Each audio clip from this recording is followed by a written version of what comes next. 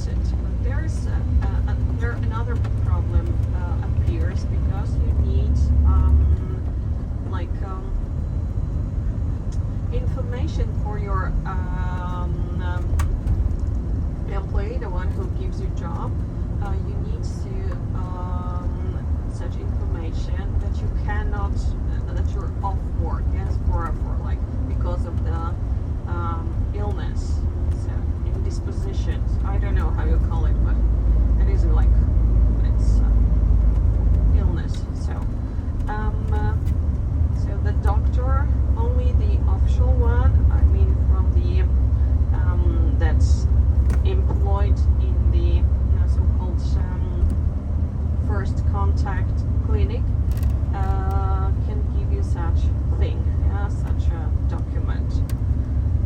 So if you go for a private visit, you don't get these documents. So this might be a problem for the working people. Secondly, if you need to visit a specialist like cardiologist, dermatologist, or anything, you must wait, sometimes even 1 year or more. So it's a long time, especially for those that suffer the pain and are in a difficult situation. So that's too much. Therefore, many of us decide to visit private clinics, so at least they know what happens and they get like the much faster some help. Then they may wait, yes, for these months, for several months, to meet the, let's say, official doctor. So such is the problem with our healthcare. But still, our doctors are well educated. They can help once you get there to the clinic, to the doctor. They know how to help you usually. So the medicine in Poland is on a pretty high level. So no wonder that even foreigners come and study in Poland. For example, the Scandinavian students come to Krakow to study stomatology or other faculties, medicine faculties, subjects, and then they return to their countries, Denmark or Norway or whatever. So we have contracts. Our universities have contracts with those countries. So they come and they pay much less than in their own country. In terms of studying in Poland, for the Polish residents, for the Polish people, university is free, so we don't pay it. So if you decide to study, if you're lucky enough to get on the state university, then you don't pay anything. It's free. You pay only the rent, the apartment or room, whatever. But the education is free for us, and it doesn't really matter what faculty you choose or which subject.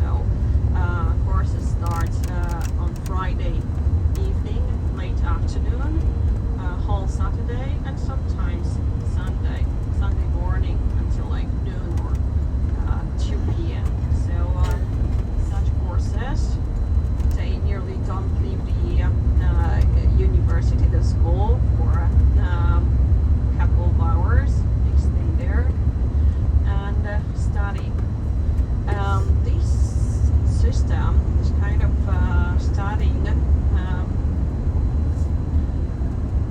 you must pay is payable, but at least they can earn it. Yes, they can earn the money during the week. So you have always two options. So that's how it works in Poland.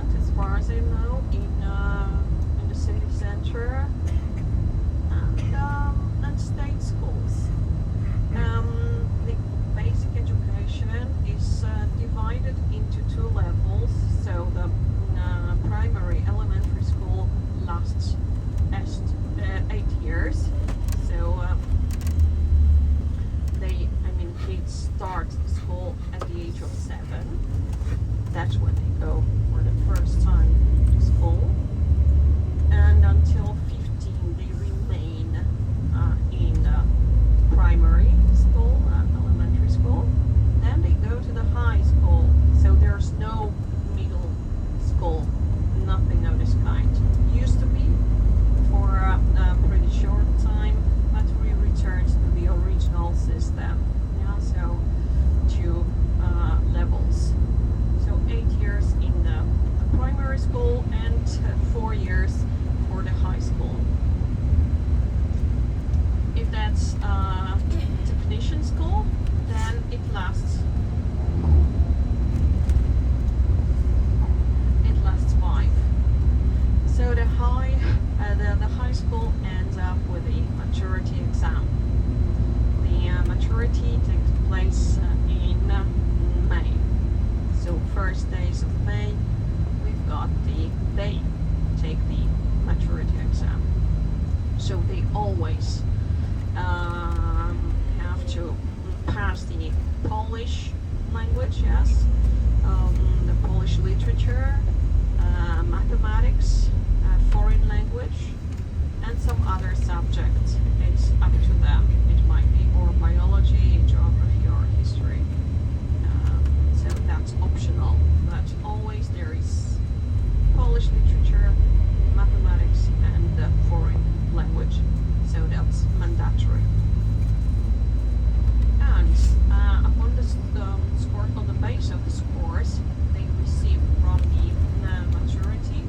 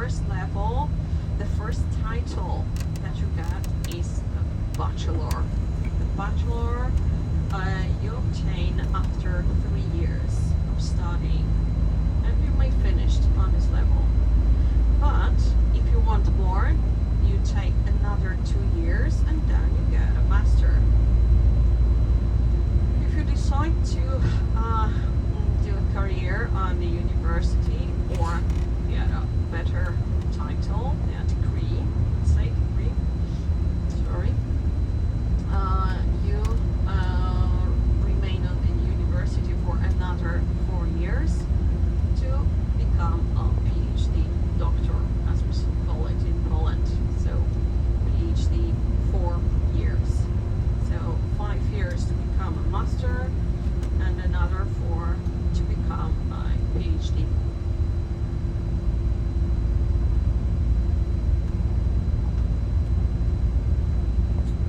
They estimate that approximately 40% of the young people choose to study. So after the high school maturity, they go on universities.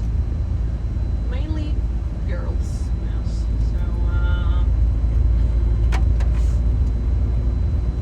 it is like girls really desire the higher education. I don't know, but mainly girls that choose to study. Engineering obviously is occupied by boys, but all the rest are girls. Medicine, well, more divided, but still mainly girls.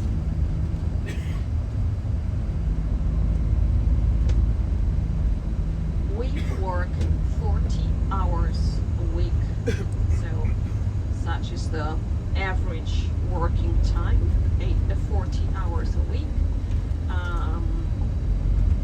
Workers are entitled to the 26 days off, so for the holidays or whatever, they need to get rest 26 days. But additionally, we have also our holidays and so-called long weekends. So there are 12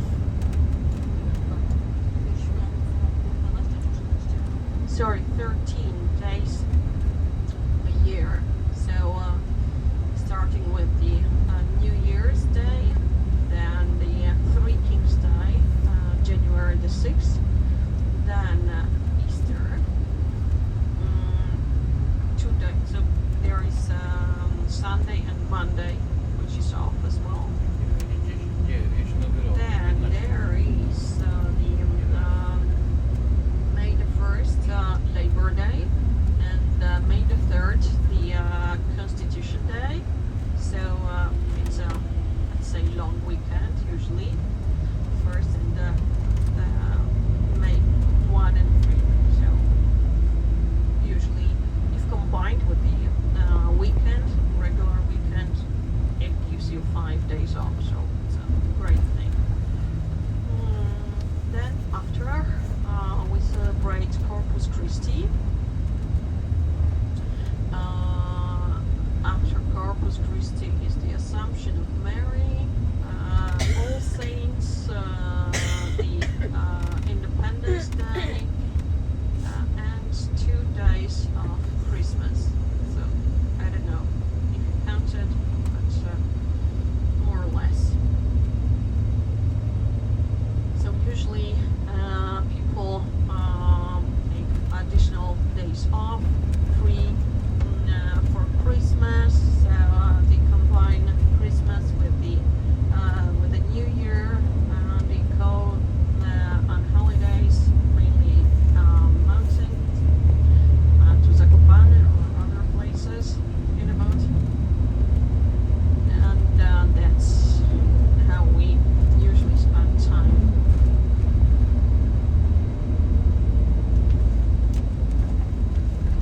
About prices and cost of living in Poland. We have just discussed with some of you what are the average wages, incomes in Poland. So for the entire Poland, it is 6,000, like I think 1,500 euro approximately. In Krakow, it is 2,200 euros. Obviously, we don't earn in euro, but I have already converted from Polish Polish zloty into euro. So monthly, per month, we those are the wages per month.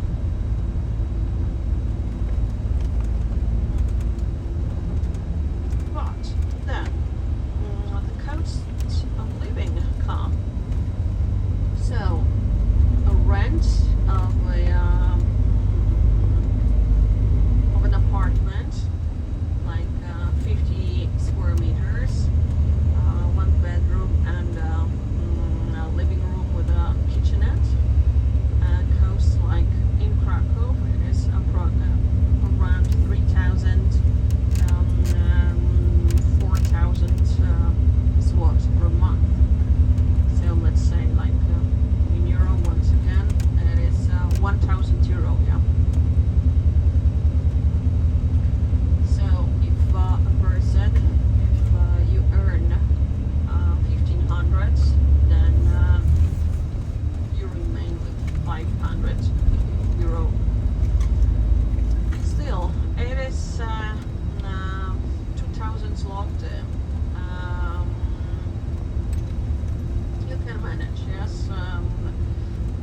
Because food is still quite cheap, relatively cheaper than in other countries.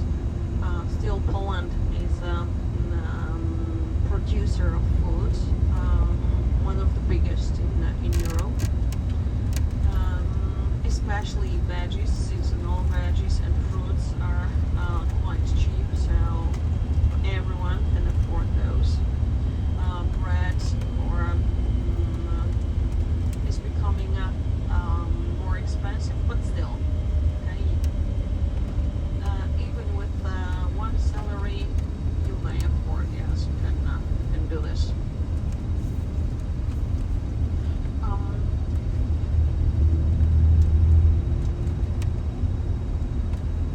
Even including, cinema or going to a restaurant 2 or 3 times per month, it's okay.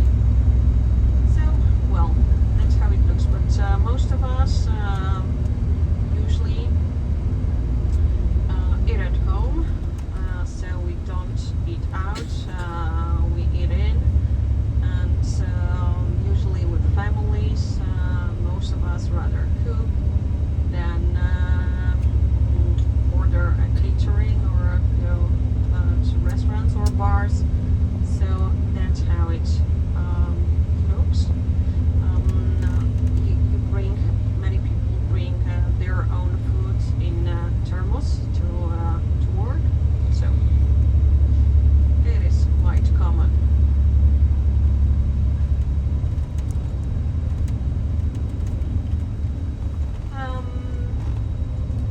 Most of us travel abroad, especially since we joined the EU. So at least once a year, people go abroad to spend holidays in some warmer places. We miss the warmth, not like you, that you may be tired with the heat. In Poland, we miss the warmth. So whenever an occasion happens, we take the advantage and go elsewhere, at least 1 or 2 weeks in a hotter place. So Croatia is extremely popular in Poland among the Polish tourists. Second would be Italy, Spain, Greece. Wow, yeah, Polish people love also Greece. Albania is becoming more popular, so there are many places we fancy that we really like visiting. But spending holidays in Poland is also quite common, so you may spend like 1 week abroad and 1 week in the country, traveling around the state, around Poland. As I told you, my country has a lot to offer, so especially the first thing is the greenery. So you can see trees, woods, parks, green areas, lakes.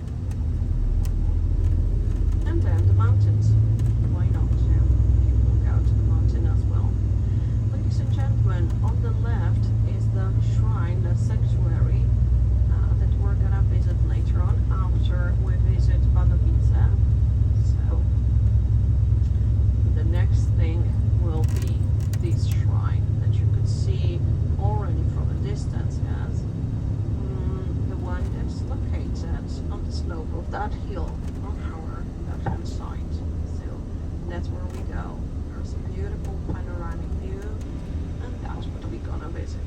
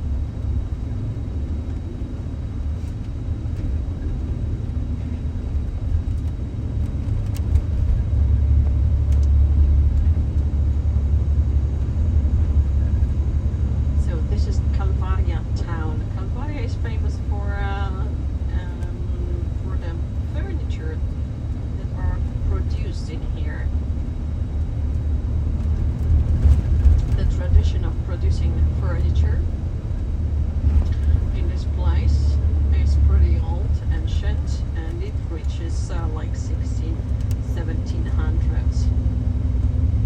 You may be surprised, but even IKEA was producing its furniture in Poland, in our manufacturers or small plant, whatever, mills. So yeah, IKEA was first of all using our wood, Polish wood.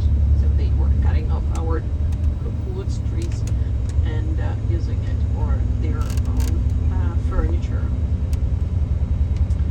So this tradition is, as I told you, long-lasting. And secondly, our furnitures are of the high quality. So we are at the moment, I think, the second largest producer of furniture in Europe. So after Germany. German, then Polish, not even Sweden, not even IKEA, but Polish furniture. On the right, take a look, there's a nice brownish house made from wood. Take a look how nice it looks. It's a restaurant, but what I like to tell you is that most of these houses look like that one. So it was a pretty common style for this area. So steep roofs, many attics,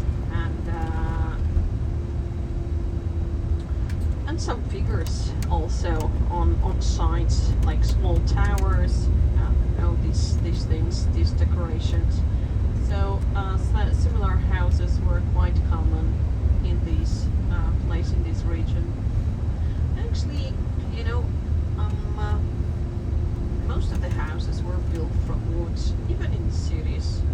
That's why in most of them, not many survived, not much survived, because wood isn't very like long-lasting. Yeah, so it's a fragile material. So most of these houses are gone. But some of them survived, and those were brought from their original places to the museums in the open air, ethnographic parks as we call them. So the museums of the old villages, where they gathered such old houses, original houses that were first inhabited for like of years or decades, and then they were brought to the museum. Such museums we called skansen in Poland. We call them skansen. There are many skansens in my country. Every region has such museum. Tomorrow on the way to Auschwitz you'll be passing by one of skansens. You may ask the guides to tell you, to show you where that is. Although you won't see much from the museum because it's behind a fence with trees. Yes, there are many trees. It's simply hidden behind these trees.